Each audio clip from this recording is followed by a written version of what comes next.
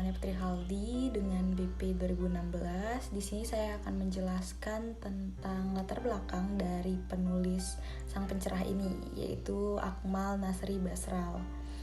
Akmal Nasri Basral lahir pada 28 April 1968. Ia merupakan seorang sastrawan dan juga wartawan di Indonesia.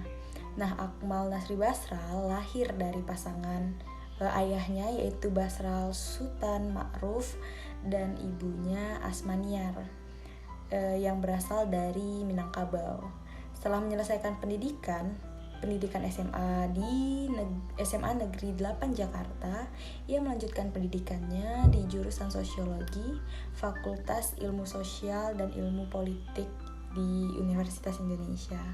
Nah, sebagai seorang sastrawan, Akmal Nasri Basral ini telah menghasilkan banyak karya-karya sastra. Salah satunya adalah novel Imperia yang merupakan karya pertamanya yang dibuat pada tahun 2005. Pada tahun 2010, ia menyelesaikan Sang Pencerah yang merupakan sebuah novel yang berkisah tentang kehidupan dan perjuangan Kiai Haji Ahmad Dahlan yang dikenal sebagai pendiri organisasi massa Islam Muhammadiyah.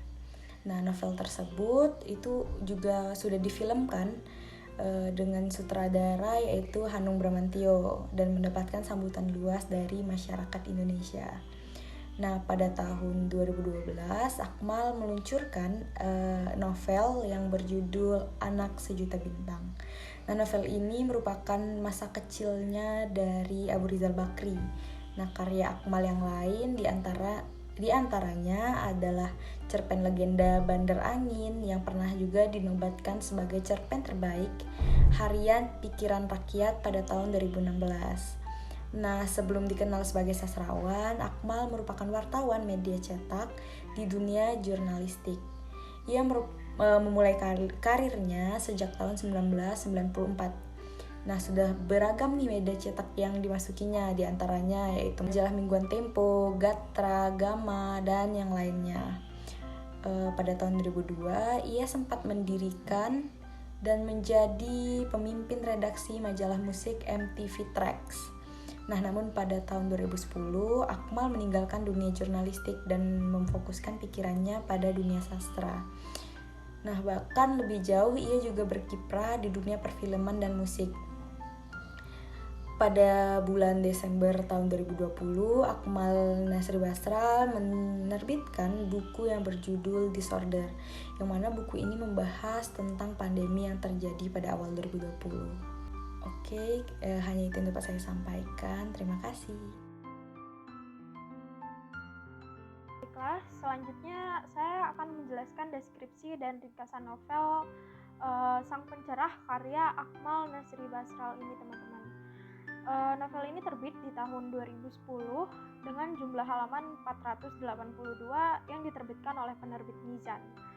Nah, ringkasan novel itu yaitu Muhammad Darwis atau Kiai Haji Ahmad Dahlan yang saat ini kita kenal merupakan anak keempat dari 7 bersaudara. Ayah Kiai Haji Ahmad Dahlan ini sekaligus imam dan khatib Masjid Gede Kauman yaitu Kiai Haji Abu Bakar, merupakan keturunan ke-10 dari Syekh Maulana Malik Ibrahim atau Sunan Gresik, yaitu penyebar agama Islam di Gresik pada abad ke-15 dan juga salah satu dari 9 tokoh besar Wali Songo. Oleh sebab itu, Sri Sultan memberikan nama kehormatan kepada Ahmad Dahlan mengingat fungsi ayah beliau yang cukup tinggi dalam ukuran keraton, yaitu dengan nama Raden Ngabe Ngabdul Darwis. Sedangkan ibu Dahlan bernama Siti Aminah, yaitu putri dari Kiai Haji Ibrahim yang merupakan penghulu Kesultanan Ngayogyakarta Hadiningrat, merupakan salah satu jabatan penting yang bertemu muka dengan Sri Sultan yang memiliki julukan Senopati ing Ngalogo Sayyidin Panatagama Khalifatullah. Nah, pada usianya yang ke-15 tahun, Ahmad Dahlan telah menunaikan ibadah haji dan melanjutkan pendidikan agama serta bahasa Arabnya di Mekah selama 5 tahun. Ilmu yang dia dapatkan di Makkah itu semakin memperluas pemikiran-pemikiran pembaharu dalam dunia Islam. Sepulangnya dari Mekah, beliau mengganti namanya yang semulanya Muhammad Darwis menjadi Ahmad Dahlan.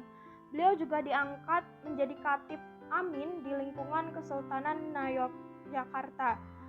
Lalu tak berselang lama, Ahmad Dahlan menikah dengan perempuan bernama Siti Walidah binti Haji Fadlil, atau dapat juga dikenal dengan sebutan Nyai Ahmad Dahlan, yang merupakan pendiri organisasi Aisyah. Dari pernikahan tersebut, mereka dikaruniai 6 orang anak. Selaku khatib amin di Masjid Gede Kauman, Dahlan mengutarakan pemikiran yang logis dalam ajaran agama Islam. Namun selalu saja pemikiran-pemikirannya tersebut ditentang oleh orang-orang di sekitarnya. Bahkan Ahmad Dahlan mendapatkan julukan kiai kafir yang menyimpang dari agama Islam dan berperilaku kebarat-baratan sebab menggunakan jas seperti orang Belanda. Selain itu, Dahlan juga pernah mengutarakan pengubahan arah kiblat Masjid Gede Kauman, sebab arah kiblat yang selama ini diyakini oleh para kiai ke arah barat, ternyata setelah ditelusuri kembali menggunakan kompas tidak mengarah ke Ka'bah di Makkah, melainkan mengarah ke Afrika. Maka arah kiblat Masjid Gede harus dimiringkan beberapa derajat lintang timur agar sesuai arah Ka'bah. Pernyataan beliau tersebut lantas menyulut emosi dan perdebatan dari kiai penghulu dan kiai yang lainnya. Puncak kemarahan orang-orang tidak sependapat dengan pemikiran Ahmad Dahlan tersebut yaitu dengan membongkar dan membakar Longgar Kidul, tempat beliau dan murid-muridnya mengadakan pengajian. Tidak ada perlawanan yang dilakukan oleh Ahmad Dahlan dan murid-muridnya atas tindakan yang dilakukan oleh orang-orang tersebut, hingga beliau berniat untuk meninggalkan Kauman, tetapi dicegah oleh Kiai Muhammad Saleh, yaitu satu-satunya orang sekaligus kakak iparnya yang mengerti akan keluh kesah Dahlan akan pembaharuan agama Islam. Akhirnya dengan bantuan Kiai Saleh ini dan orang-orang terdekatnya, Dahlan tetap tinggal dan mendirikan Langgar Kidul yang sesuai dengan arah Ka'bah. Setelah kejadian tersebut, Ahmad Dahlan bergabung serta berperan dalam sebuah kepengurusan perkumpulan bernama Budi Utomo, dan juga berkesempatan mengajarkan agama Islam di Quick School, yaitu sekolah milik Belanda atau sekolah para bangsawan di Jetis, Yogyakarta. Selama mengajar agama kepada peserta didiknya, beliau menggunakan metode yang modern, misalnya dengan menggunakan biola. Ahmad Dahlan juga menanamkan kepada murid-muridnya bahwa Islam bukanlah agama yang ortodoks seperti yang mereka khawatirkan. Kesempatan mengajar tersebut membuat Dahlan mengubah penampilannya seperti guru-guru di Quick School, namun tidak melepaskan sorban yang menjadi identitasnya sebagai seorang muslim. Tingkah laku Dahlan dianggap telah kelewatan dan membuat orang-orang di sekitarnya semakin tidak menyukai beliau.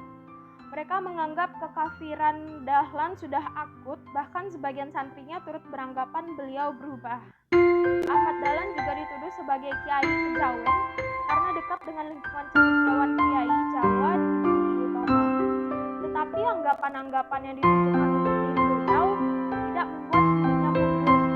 Ahmad Dahlan bahkan membentuk sebuah organisasi Islam bernama Muhammadiyah yang memiliki tujuan mendidik umat Islam agar berpikiran maju sesuai dengan perkembangan zaman.